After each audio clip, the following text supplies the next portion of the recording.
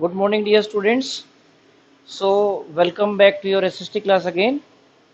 Myself, Himanshu Vats, I will be taking your SST as you all know. Many of you would be attending my classes from couple of days earlier also. Today, we will be continuing our chapter which we have already started, that is chapter 2 of geography. Okay, the chapter deals about land, soil, vegetation, fine, and about its different prospects. So we have already covered our chapter first 3-4 pages. Today we will be looking after the soil profile. Okay, what is soil? In our day to day life, the earth which we can see means जो हमें ऊपर से layer दिखाई देती है नीचे जमीन की, उसको हम क्या बोलते हैं? सोइल बोलते हैं. Okay, and if you are talking about soil, it is basically for the agriculture land mainly. Okay, it is not about the cemented land जहां पर वेजिटेशन ग्रो कर सकती है ना. सीमेंटेड लैंड की बात नहीं हो रही है.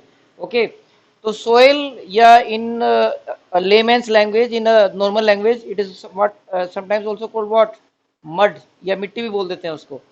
तो वी विल सी कि हमें किसी सोइल का प्रोफाइल कैसे पता चलता है. सोइल प्रोफाइल का मतलब ये है कि उसके फीचर्स क्या क्या हैं, है ना. तो the first layer that speaks about the soil is topsoil. Okay, many of time it is soft. कभी कभी ऐसा होता है कि टॉप लेयर बिल्कुल हार्ड और ड्राई होती है, एरिड होती है, लेकिन मोस्ट ऑफ द टाइम ये क्या होती है? टॉप लेयर मोइस्ट होती है ना, जहाँ पे वाटरफॉल सॉरी जहाँ पे रेनफॉल होती रहती है, जहाँ पे मोइस्ट एरिया है और जहाँ पे इतनी ज़्यादा हीटअप नहीं होती है. सेकंड लेयर को हम क्या बोलते हैं? सबसॉइल बोलते हैं. Okay, this third layer is weathered rock. देखिए, सोइल के नीचे अगर हम डिगिंग स्टार्ट करें तो after few meters depending upon the area नीचे से रोकी लेयर स्टार्ट हो जाती है. Okay, there are rocks behind the earth. It depends कि किस एरिया में कौन सी तरह के रोक्स अवेलेबल हैं. Okay, so first layer is a top soil which is soft. This is सब soil and this is weathered rock. Weathered मतलब जिस पर क्लाइमेट का इफेक्ट पड़ चुका है, या तो एक्सटर्नली या इंटरनली किसी ना किसी रीजन से. And these are the parent rocks. Okay, जो एक्चुअल में उस जमीन के नीचे जो एक्चुअल रोक्स कभी रहे होंगे, they are called the parents रोक.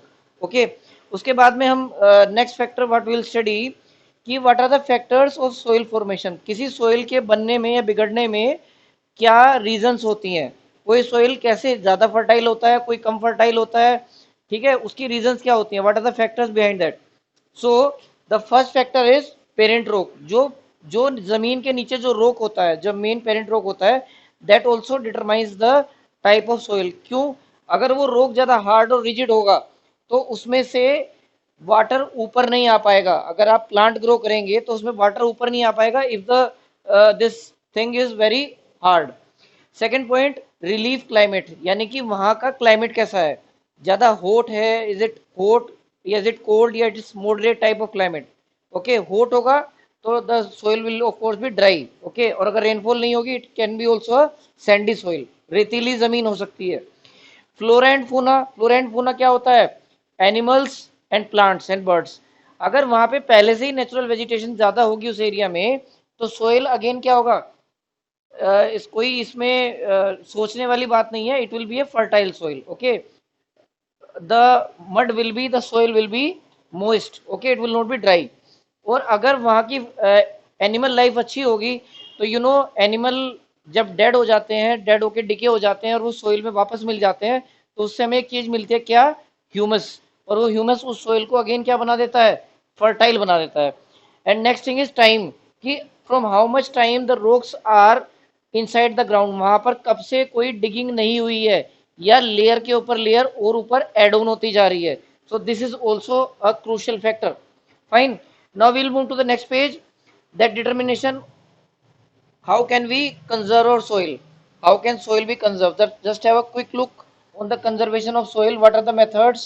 We will not discuss entire method in this video, but we will discuss only few which are known to you. Conservation of soil. How can we conserve soil?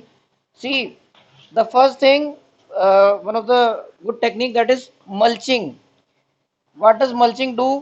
In mulching you can, जो खाली area होता है trees के बीच में या land के बीच में, उसमें आप कोई ऑर्गेनिक मैटर स्प्रेड कर सकते हैं. As your book says, it's organic matter like straw. Straw को आप स्प्रेड कर सकते हैं. ओके, जिससे क्या होगा कि वहां की जो सोइल है वो इधर उधर डिस्ट्रॉय नहीं होगी, है ना, it will be preserve, you are covering the land, okay, with an organic matter, जिससे कि उसकी जो प्रॉपर्टीज हैं वो उसके अंदर रिटेन रहेंगी, ओके।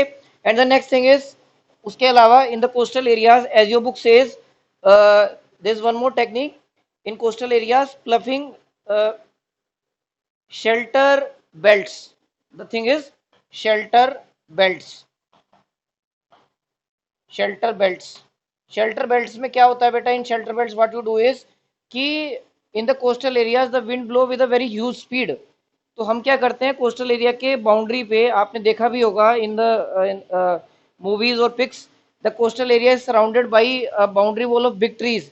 तो बिग ट्रीज क्या करते हैं, they keep a check on the wind, कि विंड ज़्यादा तेज ब्लो ना करे और ऊपर का जो सोइल है उसको अपने साथ ब्लो करके ना ले जाए, okay. Now we take one more type of variety, that is constant barriers, okay, as your book says, contour barriers, sorry, contour barriers,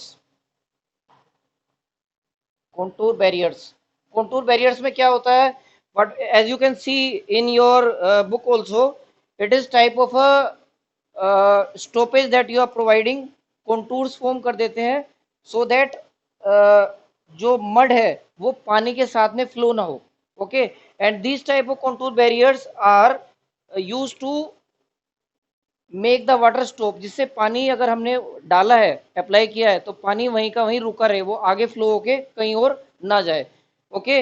one more variety we will take, that is rock dam. Rock dam क्या होता है, what is rock dam, in rock dam what we do is, जहां पर पानी इकट्ठा होता है, okay, या जहां पर एक्स्ट्रा पानी आ सकता है, तो we make a temporary wall by putting stones on each other, that is called as rock dam, we are keeping a check on that water, fine। There are few more points that we will discuss tomorrow,